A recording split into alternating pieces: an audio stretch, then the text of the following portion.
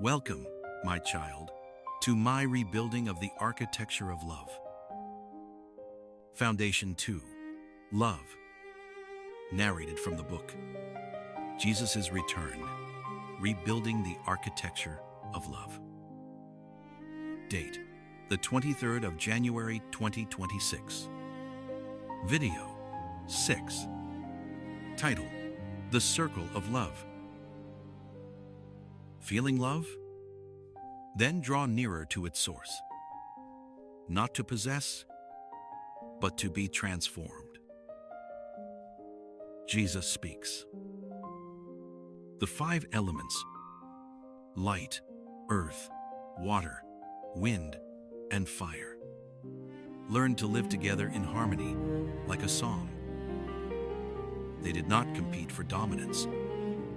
They did not seek to rule.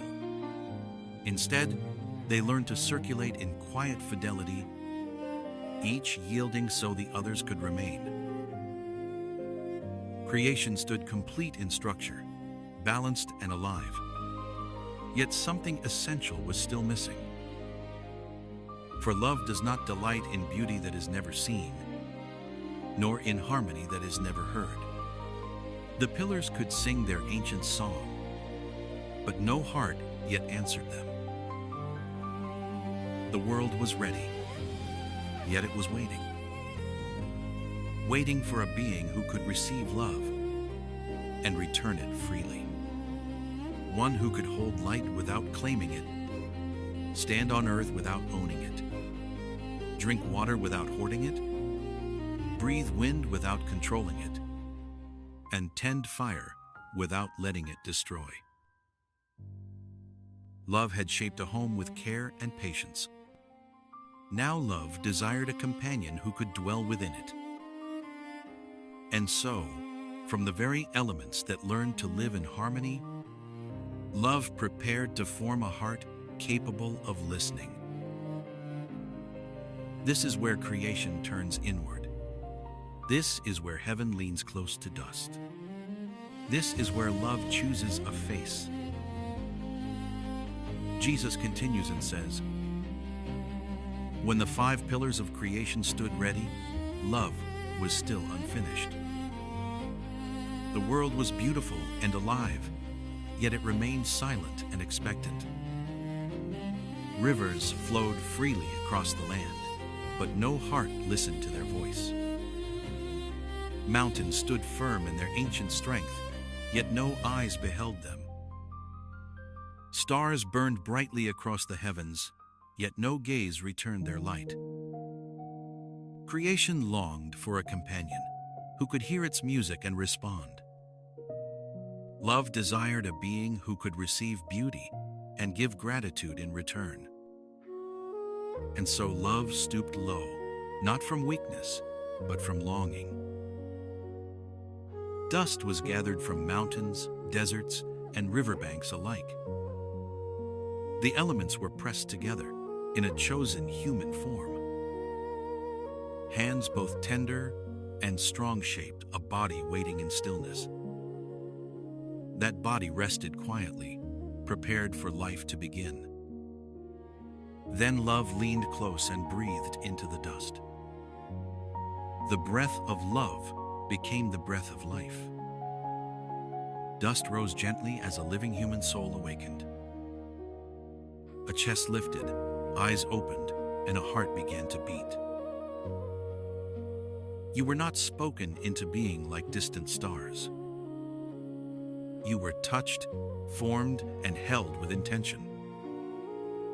You were kissed into life by love's own breath. Only humanity carries such intimate creation. To be human is to carry love and give it. The first heartbeat was not survival, but invitation. It invited walking with God, not hiding from Him. It invited tending creation and sharing its joy. It invited endurance, creativity, and faithful becoming.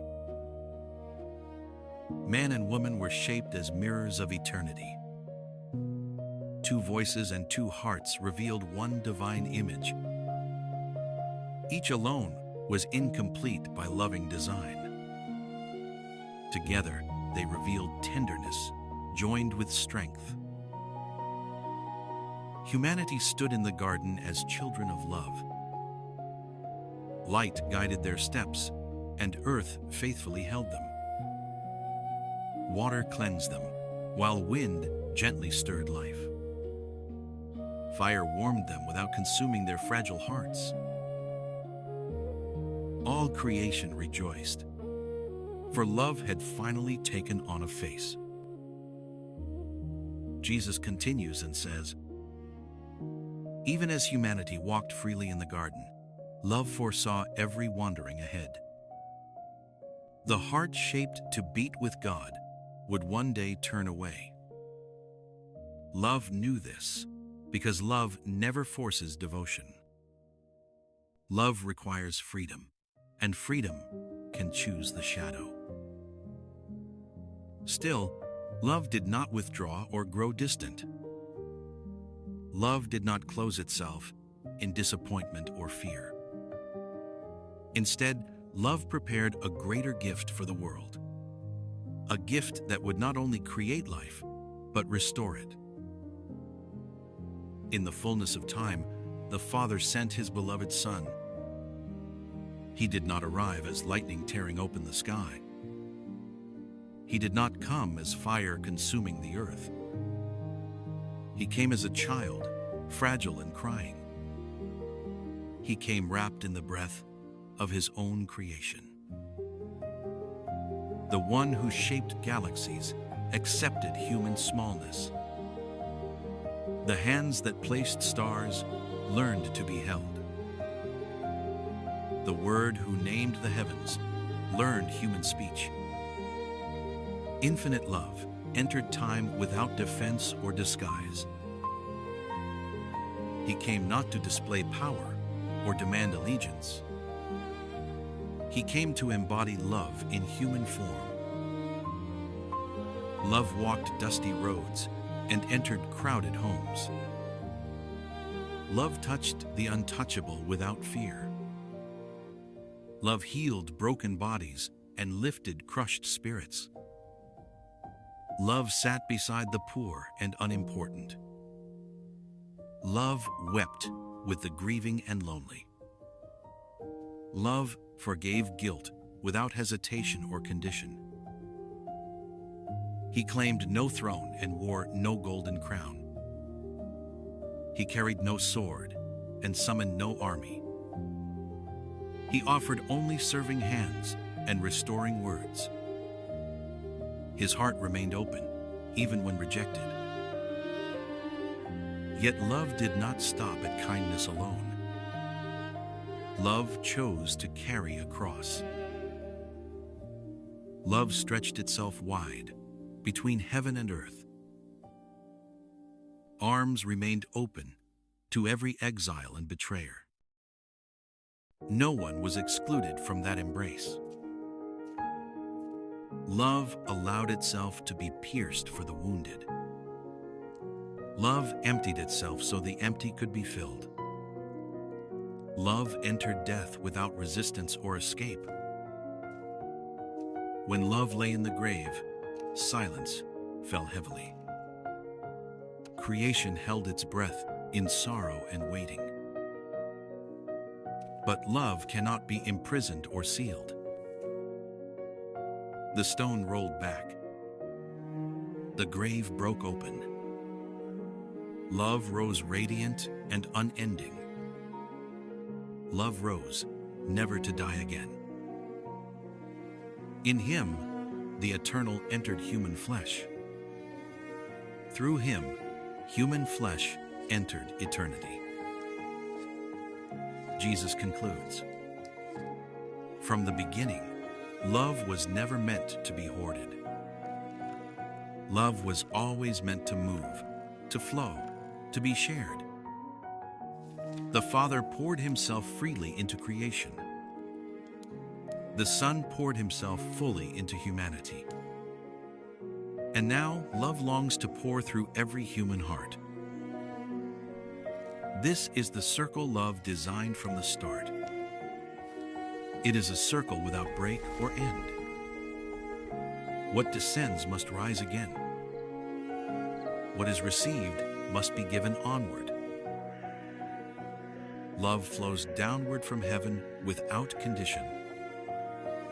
It comes unearned, unstoppable, and unending. It enters the fragile chambers of the human heart gently. Love does not ask for perfection, only openness. Love does not demand worthiness, it creates it. Love does not wait for purity, it cleanses as it comes. Then love begins to move outward. It flows from one human being to another.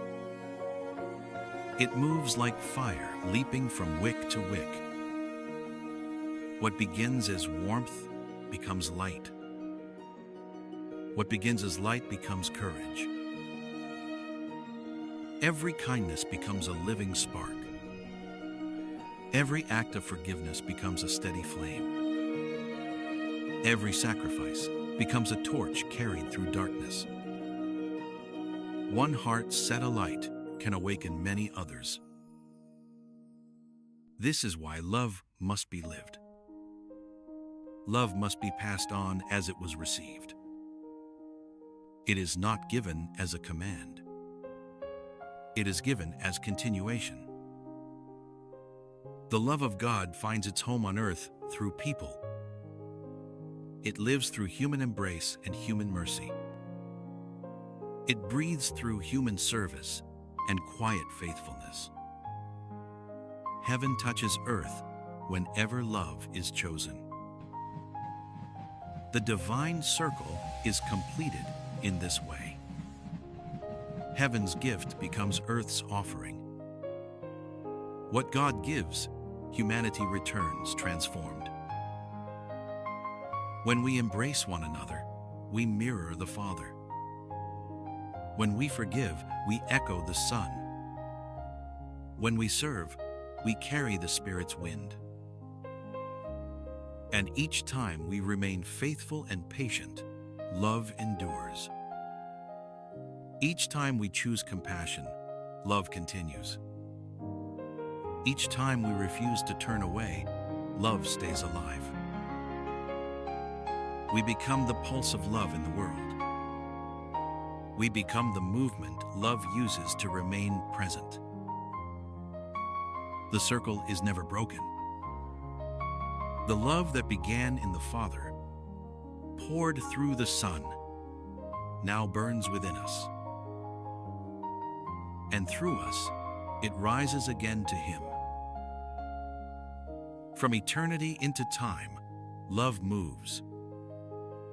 From time back into eternity, love returns. Love keeps flowing. Love keeps giving.